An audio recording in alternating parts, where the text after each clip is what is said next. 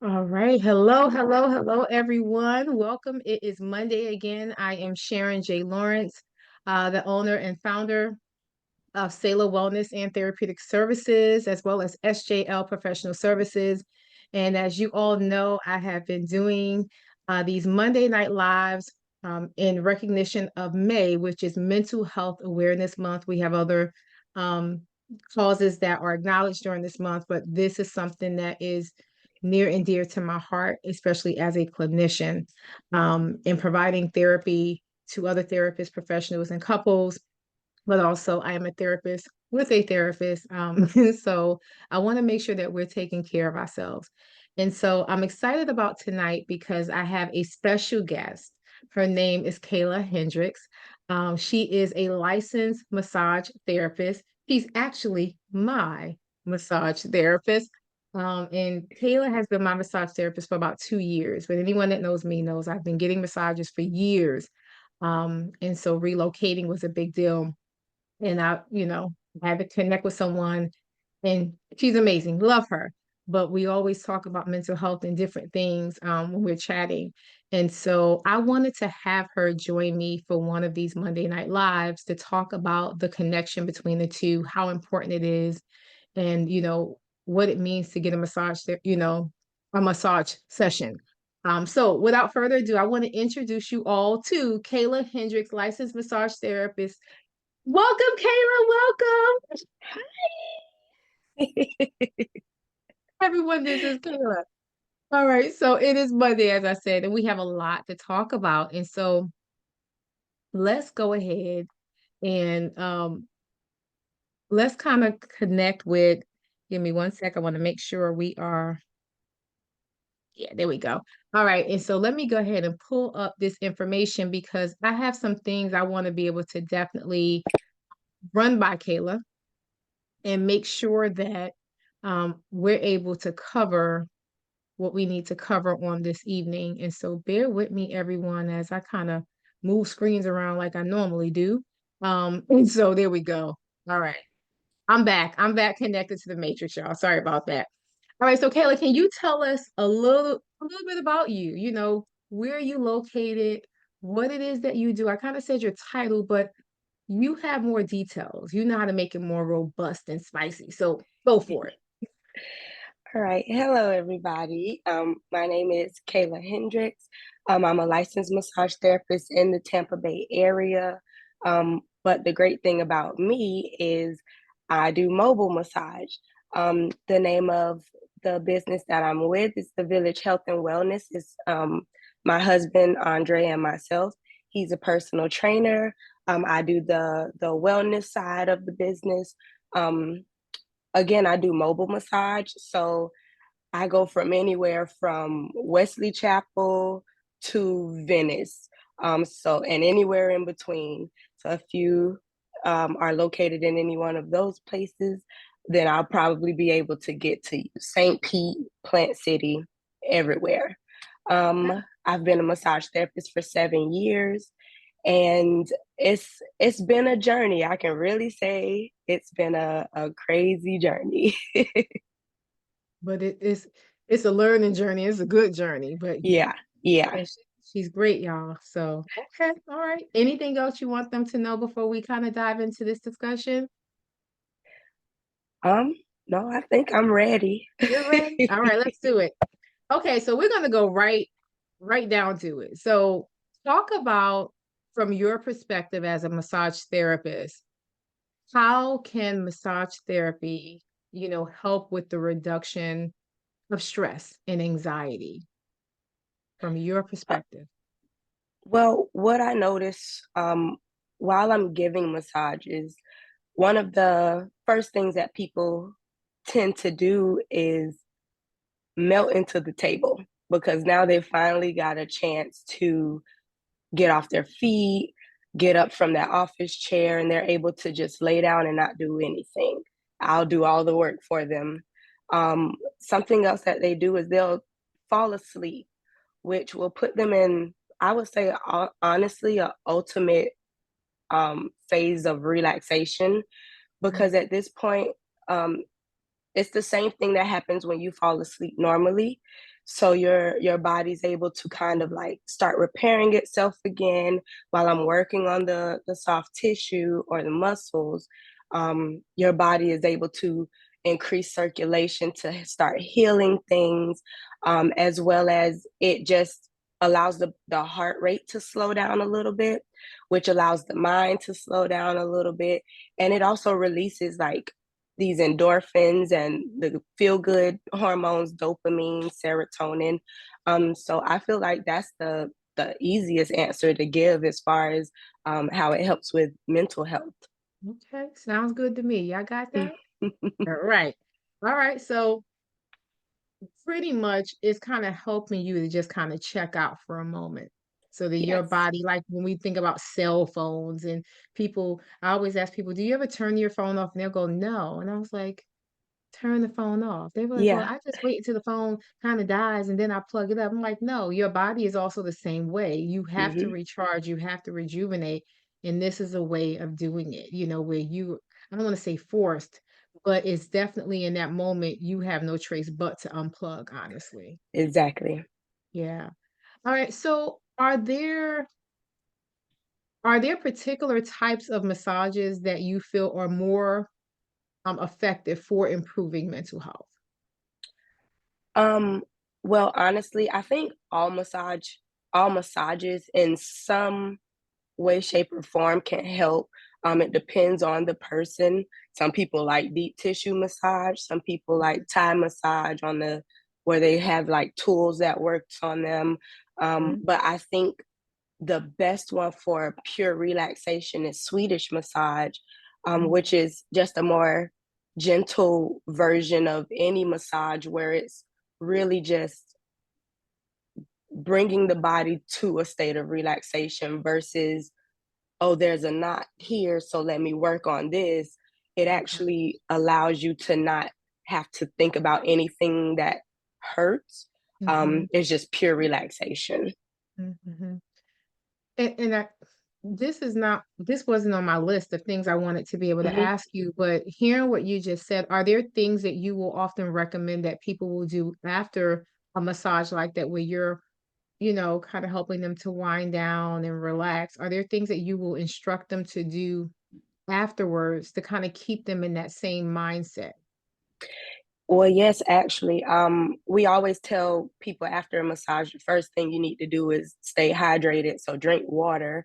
But the next thing is like just rest. We can't emphasize enough that a part of relaxation is allowing the body to rest and allowing yourself to do nothing. It's hard. That's one of the hardest things for a lot of people is to just sit there and do nothing.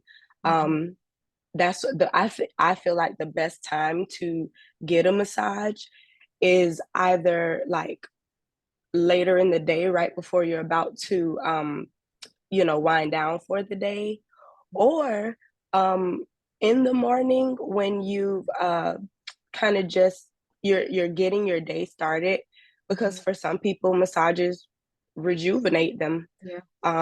But I think as far as the wind down part, probably later in the day, when you're finished working, the kids are home. If you have kids, you've already cooked and everything, Mhm. and that's when I think the best time to do it, to get a massage is. Okay. All right. So y'all have it. So if somebody says, no, you got to get at this time all the time. No, it varies and it depends on the person, y'all. So Mm, don't put yourself in a situation where you're like, this is not working for me, but they said I'm supposed to do this. No, kind of figure out what works for you. mm-hmm. Okay. All right. So you kind of went here a little bit, but I'll still go down this avenue. This question kind of helps identify whether certain modalities, like you were saying, Swedish massage, deep tissue, or aromatherapy massage might be beneficial for mental health concerns. Um, do you feel as if mental massage therapy can aid in managing symptoms of depression or mood disorders? Um, I think it could. Honestly, I don't think there's enough research out there to actually say yes, but I do believe that any type of self-care can aid with depression or anxiety or any other mood disorders because it's really about just taking care of yourself Mhm. um, and doing it. Sorry, it can aid alongside anything else that the doctor has Mhm. helped you, the treatment plan that the doctor is giving you. I wouldn't Right. say only do massage if you have depression because it's definitely a hit or miss. But Mhm. if that's one of the things you want to do in addition to what a doctor has in plan for you, I think it'll be a great addition. Absolutely. Thank you for saying that. And she's saying doctor or therapist, right? Depends on what your treatment Yes, plan is, but that is it's important to know that, um, Kayla, because a lot of individuals will select certain things as just the main go-to, and they feel like that's enough. And sometimes that may be for some people. It depends on what their coping, strategies may look right. like, how they kind of deal with situations. Um, And so I think it is important to kind of make sure you're aware that this is something, like you said, that aids in it. It may not necessarily be um, the main treatment factor or the main, um, there's a word I'm looking for, strategy, if you will, or Yeah. tool in your toolkit that you're going to utilize to kind of take better care of you. Okay. Um, let's kind of go down this. Now, are there self, are there any self-care practices or techniques you would recommend to complement massage therapy for mental health? Um, I am a big fan of aromatherapy.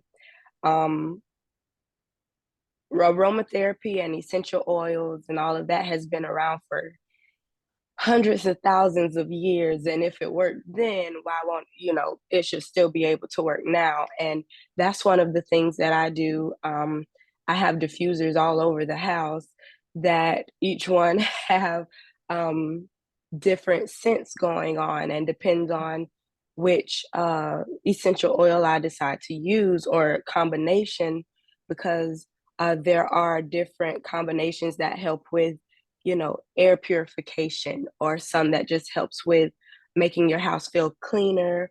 There are some that are for relaxation, like a lavender peppermint type of blend. Um, Mhm, Another one that I like to use to kind of get the spirits up in the atmosphere is like a citrus one with orange, lemon, and grapefruit essential mhm, oils in mhm, my diffuser. That's one of my favorite ways of incorporating into self care. And just another thing is honestly creating a self care routine, whether right. that's starting your morning off with affirmations or Bible scriptures, whatever, kind of gets your mojo going. Mhm, Um, Honestly, setting aside that time to read a book, mhm, just anything that you could do for yourself mhm. is the best form of self care. So take a time out and just chill. Yeah. Yeah. And that Okay. can be with a person that you love, um, or just spending time outside. You can go for a Mhm, walk that you mhm. don't have to actually have a goal for. Like, some people go Right. on a walk, like, I need to walk a mile. It Right. doesn't have to be that. You can just go outside just because you felt like getting some, vitamin D, You So got a all of dog? that. Walk the dog. Exactly. Yeah, walk the dog. They'll have you out there longer than you probably need to be anyway. Guilty. Speaking of fur babies, when you talk about essential oils, are there certain ones that we need to be mindful, even though we're trying to take better care of ourselves? Are there some that we need to be aware of in terms of the safety of our pets so it's not harmful to them? Yes, actually, there are a few. There's actually like a long list of them. Hmm.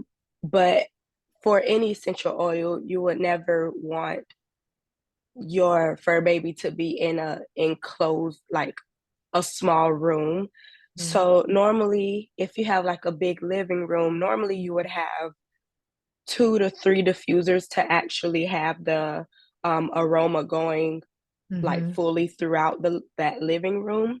But if you Mhm. have a fur baby, maybe pull it back to maybe just one diffuser, or Mhm. maybe you could even lower the amount of drops of an essential oil that you put in. So if a recipe calls for like 10 eucalyptus drops, maybe Mhm. bring it down to 5, to kind Mhm. of dilute it a little bit. Mhm. Um, yeah, that's the best way to go about that. Okay. All right. And do the research. I know there is a list. I only know a few. I know like peppermint is one of the main ones you cannot Yes, use.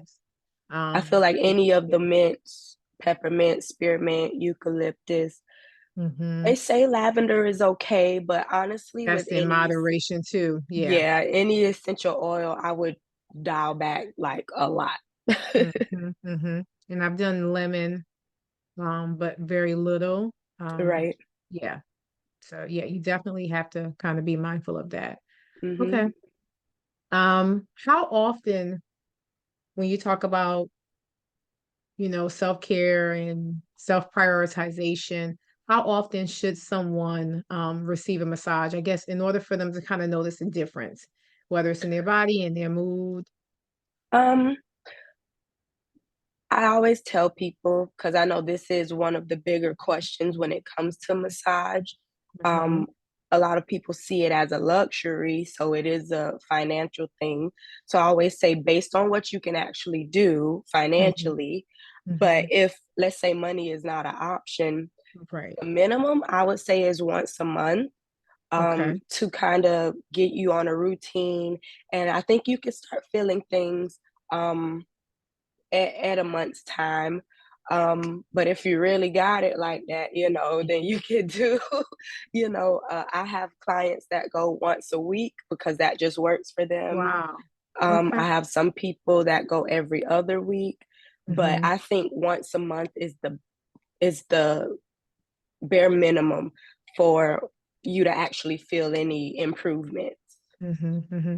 I was gonna say it's once a week too much, but I guess not. I mean, are there people who do more than once a week? I guess that can depend on if they have certain conditions. Right. So depending on what's going on with their body, because now leaving the mental health part a little bit and going more into the physical side, Hmm. um, if there's, people have gotten in car accidents or they've had like small, little injuries or something like that. Hmm. um, I've also worked at a chiropractor's office and I've worked on people for 30 minutes for like 3 days a week. Hmm. Hmm. I think if you do decide to get more than one massage in a week, probably cut it down to like a 30-minute massage versus a 90-minute, Hmm. because your body can eventually get sore from doing massages too often. Hmm. But for my people that will get them once a Hmm. week, um, it's more so because I'm actually working on something. It's not Hmm. just a relaxation Hmm. massage. There's actually a therapeutic side to it. Hmm. Okay. Um, but yeah, that once a month will definitely be the one to get somebody on the straight and narrow. And Hmm. I think it's the best starting off, because some people, if it's their first massage, they Hmm. don't want to have somebody rubbing on them that often. Right, right. So yeah, I think that's a good amount of time for a comfortable situation. Mhm. Okay. That's good to know. And that's good because I was thinking about the whole frequency and consistency, like how often, what is realistic, in Hmm. terms of, so people can set, I guess, realistic expectations about what it is Yeah, they're looking for when they have to anticipate, yeah. um, or I should say, receive Hmm. massages. Okay. Um, are there, is there ever a time where a massage therapy client will say, "Hey, this doesn't work for me." I mean, are there moments like that where they kind of get to that point to say, "It's can it be harmful if it's just not what they need?" Um, well, yeah. So in that case, Um, we always say like there's a massage therapist for everybody. So Okay. let's say what I do doesn't work for them, but what another therapist, the techniques that they do, if that Mhm. actually works for a person, you would be able to refer them to another therapist Mhm. to be able to do their specific modality. Okay. Um, I think people should try out a few massage therapists before they say, I don't like massage at all because of Mhm. this one person. Mhm. Um, because sometimes like there are therapists that specialize in deep tissue. So when you go see them, this is what you're going to get. That's what you're gonna get. Yeah. Right. But if it's somebody who has had like an acute problem that injury that they just received, Mhm. um, I wouldn't necessarily send them to somebody that does deep tissue because the way deep tissue massage works is it gets to a deeper level of the soft tissue, Okay. but somebody that just kind of specializes in a more uh I would say shallower, like a, a technique that's not as deep would Mhm. probably work for that person considering what it is that they've gone through. Now in a case that the person has tried a few therapists and it just completely doesn't work for them, then Mhm. there are other things that they can do. Like they can get heating packs, they can get a TENS machine for Mhm. electrical stimulation. Mhm. There are a bajillion different topical creams out there that'll also Mhm. help Mhm. that people can also get. So there's other things that massage therapists can refer to clients that'll also help them without having to actually get a massage. Okay, this is good. This is really good to know for those who are thinking, everyone's telling me I should go, but I don't think this has been helpful. Now, for Mhm. those of us who are like, we swear by this, right? Um, how do you gauge progress? How do you know when it's helping? Like, what are some things that you hear, and not just from the mental health perspective, but physically and stuff? Are there some things that you look for? How do you tell them to kind of keep an eye on certain things to kind of know if there is improvement? Right. So, to touch on like the mental health side just a little bit, ways to help with that or ways to track progress with that is tracking your sleep. If somebody's coming in and they're saying, I'm not really getting as much sleep, but after the massages, if you've gotten like, 2 or 3 massages and you're now able to sleep at least 6 hours straight through, then that's one way to know that you are getting some progress through it. Mhm, mhm, Another one is just not feeling as stressed as you normally would. mhm, Um, if you're able to handle the stressors that you've always had them, but right, now it seems a little easier for you to handle. That's another way. On the physical side of it, I always tell people, does it hurt the same way that it did when I first started? If they right. say no, that's the greatest progress, Mhm. That's it. That's it. I always start my massages off with a fairly medium pressure and Mm, gauging, the pain from that particular area from that client. They'll say, that's too much, go a little lighter, or mhm, they'll say, I don't even feel it, you can go harder. Then that mhm, lets me know this isn't bothering you as much as it did before. Or right, maybe we've had a flare up and I need to ease back a little bit. right. So even just, that pain scale, does it hurt from 1 to 10? Mhm, Are you at an 8 today? And mhm, then 2 weeks later, you're at a 4. mhm, We're getting progress. mhm. Okay. All right. That's good. I know we're almost right at time. So my last question, well, maybe, is can you talk a little bit about cupping and other techniques that you may implement in Hmm. your massage therapy sessions? Okay. One of the techniques that I involve is cupping, like you said, it's when Mhm. you use these, oh, I was going to say these plastic cups, but there's actually a lot of different ways to do cupping. Okay. Okay. But I have the plastic cups that you use with a suction gun, and it Okay. helps to lift the tissue up. It moves the fluids around. It helps with circulation in the blood. I mean, Mhm. in the muscles to help with Got it. uh, healing to Mhm. help relax the muscles. That's one of my favorite modalities to use.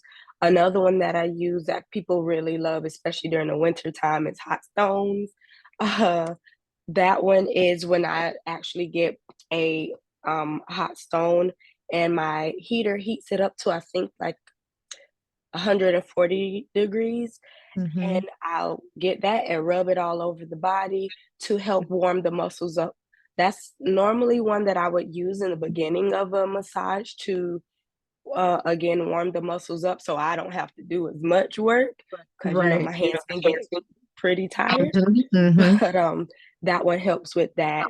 Um the other one I use is called gua sha or scraping. It's Mhm. actually used, I mean, it's actually named a few many different names depending on what um, healthcare profession you're in. A lot of Okay. physical therapists may call it Graston, but I call it gua sha because it's Mhm. based more on a Chinese method of helping with the muscles. And Okay. I use this tool, and you actually will scrape it across the skin, and it'll Mhm. help to loosen the muscles up that way.